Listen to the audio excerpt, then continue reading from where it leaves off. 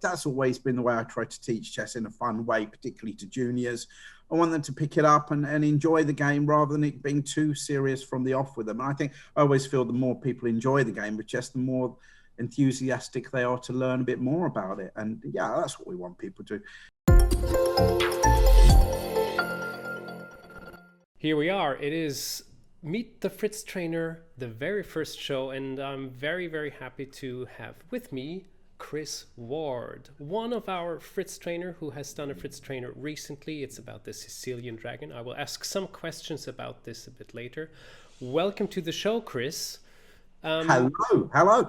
You're very first. I feel absolutely honored. Yes, yes, you should. Hang on, I think we're breaking up. Yeah, I'm driving through a tunnel. Chris, just to get an idea for the people who don't know who you are you? Tell us a little bit about yourself, where you're from, what you're doing. I'm old. I feel old. I said, I'm from London, England. I was, Kent, southeast of England. I used to be a professional chess player. Once upon a time, that's all I did. I went to university. I got a degree, but I've never actually put that to good use. I've been pretty much a professional chess player and then chess writer, chess teacher, and that's pretty much where we're at now. I did say that I also had a hobby which I followed, which is teaching salsa dancing, and I run a salsa dancing club. But sadly, in these times, that is completely out the window. We can't do anything like that. So it is just back to full-time chessy stuff at the moment. And yeah, really, it's, of course, as you know, I've done a Fritztrainer DVD type thing recently. I don't do as much book writing as before. I do some chess writing for chess publishing. Once a month, I contribute to a site. And that's it, really. And chess teaching, which, of course, these days, currently, a lot of it is online. I used to do Skype lessons anyway. But even now, a lot of my private teaching is online, and even schools I've been doing online, which is just completely radical. I mean, I can share it's just such a weird time right now. I have to say, completely weird time. I mean, this chess has just boomed, right, online at the moment. It's just booming all the time. And I went into a school the other day where I teach at, and even where I teach at the chess there, they have to teach. They have to go on their devices. They have to, Chromebooks or iPads or whatever to play chess. And they play little tournaments on these as well. But at one stage, two boys, there was something wrong with their devices, and I said, "Well, I tell you what, guys, why don't you just go and play a game over there in the corner?" And they looked at me. They said, "What?" I said, with the chess sets. And they said, "What do you mean chess sets?" They'd never before played or known about a chess set. They learn online. I mean, it's like Minecraft or something. I don't know. It's like whatever. It's just bizarre. So it is really scary, I tell you. But chess, of course, does lend itself very well to teaching. Teaching online, I would imagine. There's lots of other things which aren't working as well online as chess, so I'll put it that way. That's true. Yeah, at least, that is something which you can actually perform even while we're apart. I'm in Malta, you're in England at the moment, so Absolutely. We can have a talk. We can even play some chess games. So that's very convenient for the chess. Let's say, for chess in general, I would say, But that is a hilarious story. My God, probably yes. But where did you learn to play chess? From a chess book? A what? Now, so coming back to your so you've built your life on chess. When did you learn chess? Do you remember? No, nowhere near as young as they start these days, of course. In fact, normally by the time they get to the age I started, they're thinking about retiring these days. I guess it would have been about 8 or 9. I do remember playing my first ever chess tournaments, actually, and getting 6 out of 6, and which is quite good because to start off with, normally, of course, these days you work your way up to these events, but obviously such were there weren't many tournaments around, I guess, those days. And when I did go to them, I was quite good. My granddad taught me how to play. Yeah, the only sad story was he passed away before I even played in my first tournament. So my grandma might claim that he knows what's going on, but I'll leave it at that. So I learned then, and eventually I remember playing for my county side. I was picked to play for my county side at an under 11 age, and that was when they had 40 boards, and I started off on board 37, I think, and then I went to board 4 the next match, and then board 2, and I never made it to board 1. But you know, I was a bit miffed about that because I'm pretty sure to this day I was better than the guy that was on board 1. But and then I just played chess throughout school. I represented the England junior team many years ago. Played in tournaments. Did my grading, or my English grade on my rate went up. I got my first rating. I remember playing, I think it was the Young Masters tournament. I only played 9 games. You only needed to play a few, and that was back when ratings had to be, I think you had to be over 2,200 to actually get a rating. And my first one was about 2,330. And I never went lower than that, although I'm keeping my fingers crossed right now. Yeah, exactly. Don't call it too late. So, and that's that. And essentially, when I left school, I did go to university, but I had some time out, and I travelled around. I remember it was great. I went with traveling around Europe playing in chess tournaments. It's fantastic. I remember one morning I was in like Cannes or something, and sunny south of France, and the next minute I was up in the mountains, and it was next day snow. Just playing in chess tournaments. I mean, those were the days, really. Yeah, those were the days. So I did that. I played for a while. I got a little bit better. I eventually picked up my IM title. And then my Grandmaster title, and now ultimately I don't play as much anymore as teaching other people to do it. The problem is you need to settle down at some stage and have a home base. You can't just be going off everywhere. Although I feel I wish I could be right now. Obviously, we're at home pretty much forced. So that's it really. I mean, I don't even. There's just in England certainly there's hardly any. I don't think there's any face-to-face chess going on over the board chess here right now. But back to me, and that's pretty much sums it up. I won a few titles. I was quite good as a junior. But I was never in line to be world champion or anything like that. I'd have to say so.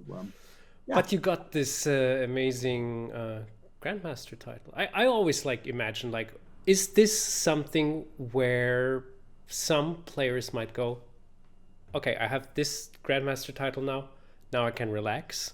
Or is it I have this, I was working for, I mean, it's like an achievement, like working for the first kind of rating of over 2,000 would be something, or for your case, over 2,200.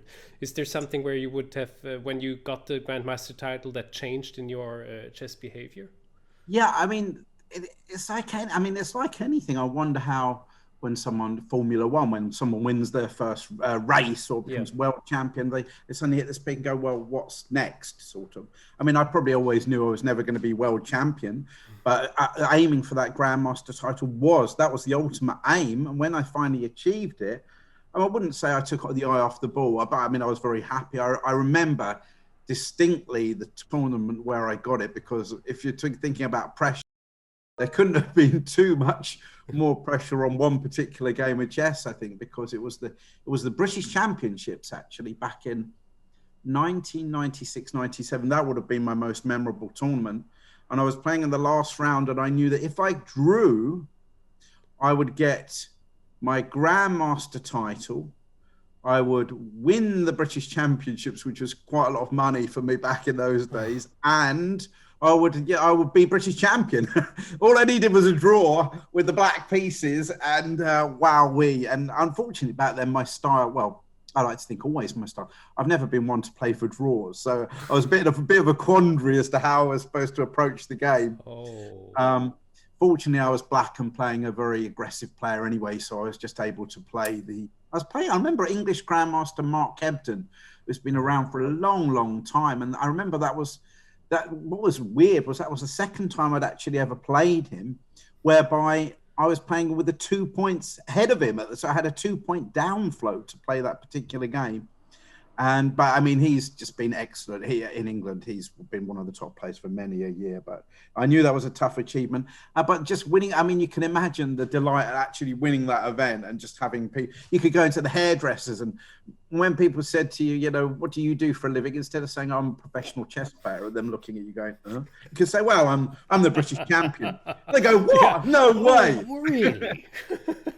Yeah, really. Oh, yeah, we really believe you. Yeah. So it's nice. It's very interesting because my two little hobbies, like I say, chess playing and salsa dancing. Obviously, poles apart. Anyone that would go, salsa dancing. If anyone here, I play chess, they go, no, there's no way he does that. And anyone that I play chess says, you don't do so. So it's a very, very different. Well, yeah, you have to have some certain moves. That's for sure. Chris, you have written more than a dozen of chess books. Do you know what? Actually, a lot. Tell me what. You know what? I think I've written 25. That's double a dozen. I think I double it, and the most I'm going to tell you another totally bizarre story actually, because it's quite relevant. Is that I have a lot of chess books. I don't have copies of hardly any of my chess books anymore because I lent them out. And I remember once I've written these books, Winning with the Dragon 1 and Winning with the Dragon 2, which of course are a little bit relevant to the DVD. Comes in handy, yeah. Yeah, and I had some lady wrote to me and said, look, my daughter has been selected to play for England and she plays the Sicilian Dragon, and your book, Winning with the Dragon 1, has been highly recommended. Highly recommended, but the problem is we can't find it anywhere. We can't get hold of it. It just doesn't seem to be available anywhere. So I thought, oh, that's weird. I thought she's just not looking in the right places. But, I looked on my bookshelf and there was a copy, Winning with the Dragon 1. And I said, look, I don't normally do this sort of thing, but good luck to your daughter in a career. I'm going to pop it in the post to you, send it over to you, because I knew I could get a copy. How lovely is that? So I went down the post office, sent it, and I came back, and a few days later, I thought, let me check this up in my book. And I thought, oh, hang on, I haven't got it anymore. And I looked at it, lo and behold, I couldn't find it anymore. I found it eventually on eBay, a kind of used copy, for £99, which is quite a lot of money. That was the copy you gave to this. No, okay. No. But it's funny enough, it is worse than that. Well, it's not worse than that because one person that has a copy of all of my books proudly is my mother, where she's got them all. She can't play chess, but she's got all of my books along. Yeah. Anyway, I looked at the eBay, £99. I thought, this is bizarre. And I looked at the seller, and the seller was Mum of 6. And I have believe it or not, I have 5 brothers. And I thought, this is incredible. I thought, no. So I've always... That is great. I love that. I've written quite a lot of chess books in my time, it's fair to say. Oh, yeah. Nice. So did you buy it? No, okay. No, but I did. I made sure I went round to my mum's and saw that it was still on the shelf. I can tell you that there. She won't let me take any away, of course. It's like a library there. So, talking about your first Fritztrainer, speaking of the Sicilian Dragon, of course, real deal. I have it here. There you go. Understanding the dragon. Now, it's part 1. People were even asking, where's part 2? Well, for obvious reasons, part 2 will probably take a little longer until you're back in the studio, until the situation is a bit calmer with the coronavirus again and all of that. Now, I watched it. What struck me was, beside it being very informative, is that, and now it doesn't surprise me anymore since I'm talking with you, there's a lot of nice portion of humor in all of the lessons, and it's very, very enjoyable. I highly recommend it. Although I'm not a Sicilian player, but of course I just wanted to watch it to also prepare with you for the interview. So everybody who has a certain idea about the Sicilian Dragon and the dragon, really highly recommended. Now, why is the dragon one of the most special openings to you? Well, to me, funnily enough, it was the first opening, amazingly enough, as defense to king's pawn to e4. Of course, back in the day, pawn to king 4 it was.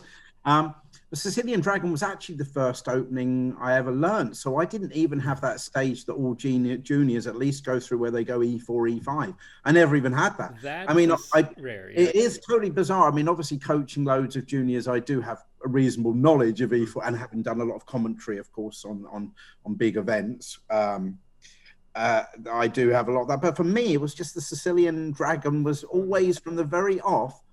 So I've literally, ever since I started my chess playing days, I've played the Sicilian Dragon, and it has always remained within my actual repertoire. Excellent. So so that, I mean, I've seen the regards to the actual chess, the Fritztrainer, it's a bit of an epic. I'm not going to lie. It's 5.5 hours.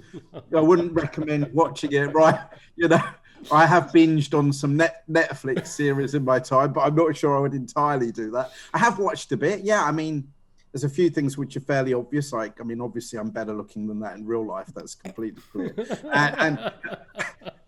And I probably, in light of recent times, wouldn't use the word wonderful quite as much as I do in that DVD, I have to say. Oh, okay, but other than that, I try to remain upbeat.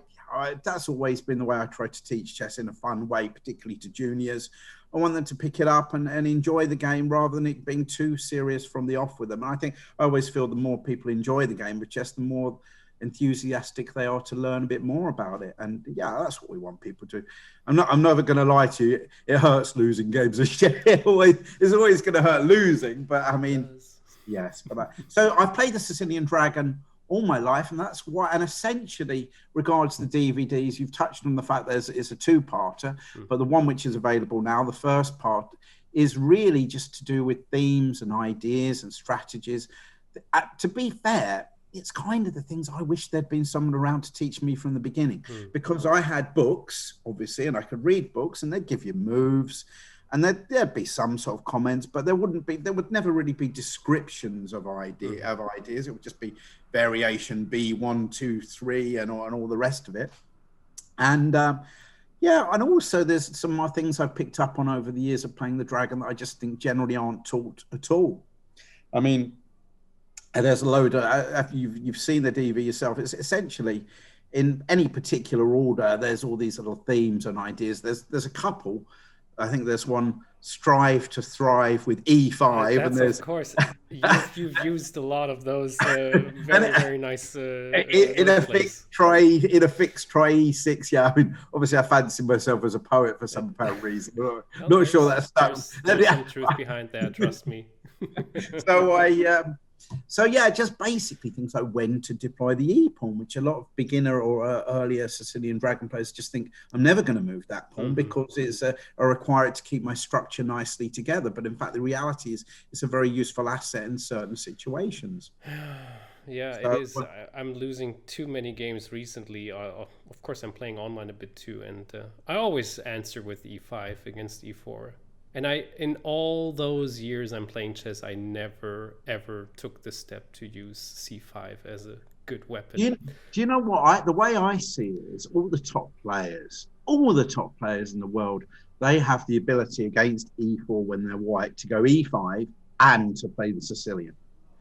I'm not going to say it's exactly like that, but certainly in these days, but certainly in years before, it was like, if I want to be solid and hold the position rock solid, I'm going to go E5. If I want to kind of like, if I want to go for it, then I'm going to play C5 and, attack. Unfortunately, I never did. I obviously not a real Grandmaster because I never had that E5 in my locker. In fact, I funnily enough, I should maybe have mentioned back in my playing days when I was playing regularly, I played for a German league team, actually. I played for Wuppertal. Oh, yeah. Okay. I actually was on Hamburg's books. I've got their sweater, but I don't think I actually played for them. But I played for Wuppertal. And I remember this crunch match was, we were playing, I can't remember who we were playing against. They were called the Blue Blaze. No, I can't even remember who they were called. So anyway, let's just say, it sounded like that. We called them, that's the Blue Blazers because they wore blue blazers. Anyway, edit that, cut that out. The point is that I remember he said, okay, Chris, you've got black. This is our team manager. He was very big on these team talks. He said, Chris, you're black. Play solid chess. He says, just play solid because a draw would be a really good result. A draw would be a great result. And that was basically the policy. The black players were supposed to hold with the draws and a few of them selected white players would try and win so you could win a cagey match, 4.5, 3.5. He said, play solid. I looked at him, oh, yeah, no worries. And of course, lo and behold, he goes out, I'll get a Sicilian Dragon.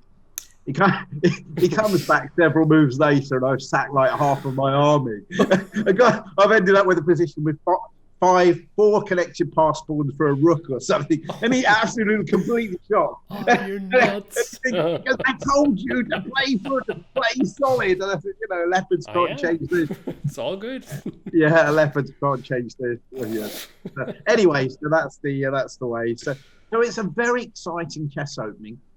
You have to be warned, as I mentioned in the DVD, if you don't get to grips with it, you can get checkmated fairly early sometimes if you're not aware of the ideas of white as well as your own. That sounds actually very interesting. I like to be on the blink of getting checkmated and having enough counterplay with that. Well, if you want to live your chess on a knife edge, the Sicilian Dragon is definitely the opening. I will reconsider everything. Now we have the rapid fire question. It won't take a rapid time, 15 minutes. It's just going to be some chess related questions, and you just answer what comes to your mind. You can answer a lot. You can just answer with a name, or sometimes you can only answer with a name anyway. Let's see. Your favorite chess player? I only allowed to give one name. You can give more. You can give more. Okay. I mean, Actually, I really like Kramnik as a player. I have to say Kramnik as a player. But my first book was Fischer-Spassky Move by Move, of course, and which is a wonderful book I could read in bed and had a picture on after every single move. So I would have to say Bobby Fischer as well, but Kasparov, lots of good ones. But let's say Kramnik for the sake of argument. Your favorite chess book? Now we have it move by move. I feel like I'm psychic. I'm like answering the. I can't ask you anything anymore. Now you will answer me to the next question. I'm going to say Fischer-Spassky Move by Move because that was the one I held I love that book. Absolutely fair enough.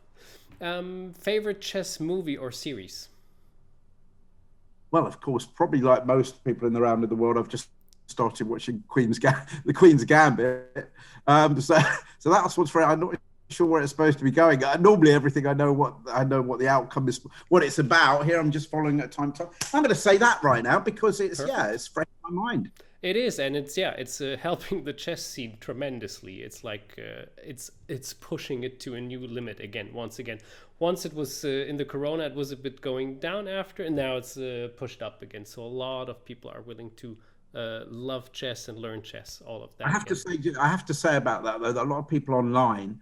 I'm saying the problem with this online chess, there's so much blitz chess and everyone's moving so quickly. I've been telling the juniors, I said, look, the problem is when we get back to real life, I'm going to have to get you slowing down again. And they say, but they don't play slowly in the Queen's Gambit. That's not real life. Forget that. So, now, favorite chess opening as white?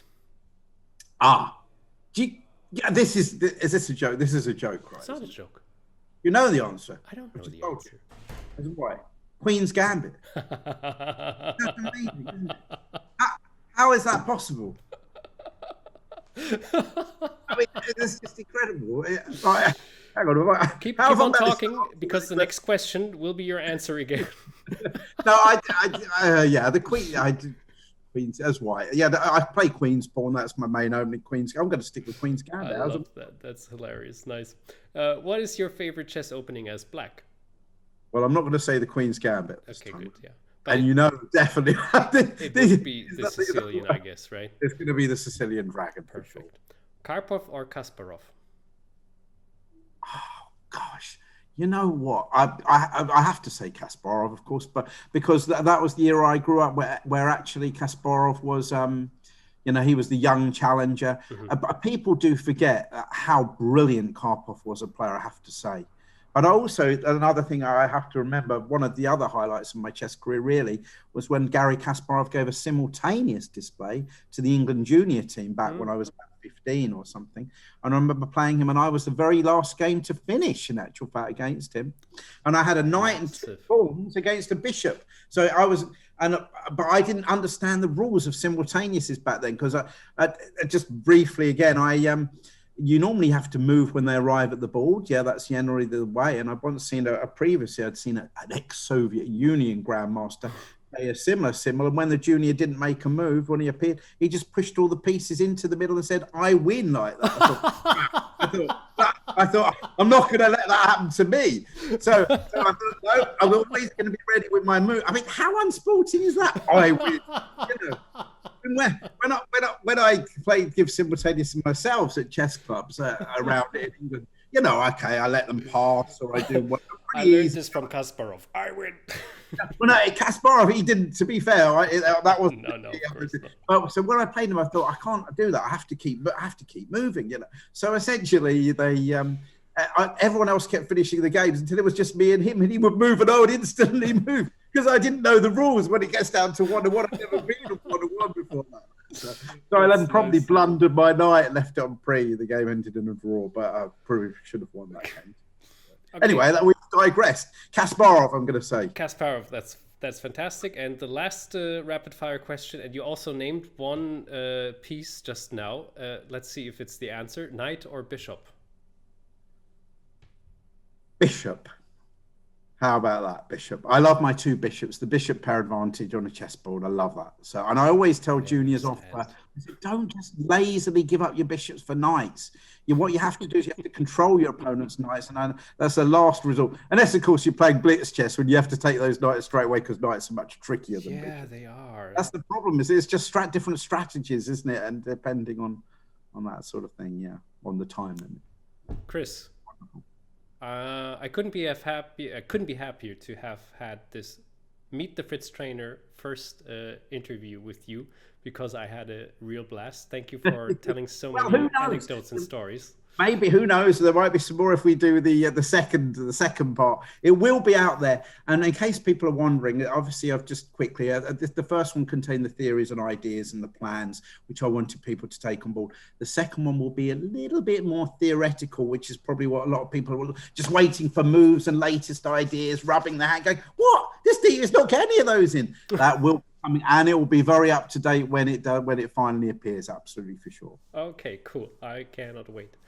Chris, thank you very much. We keep in touch, and thank you for watching. I hope you enjoyed this format. And take care, everybody, and look forward to seeing you again sometime. Thanks a lot. Take care. Bye. Bye.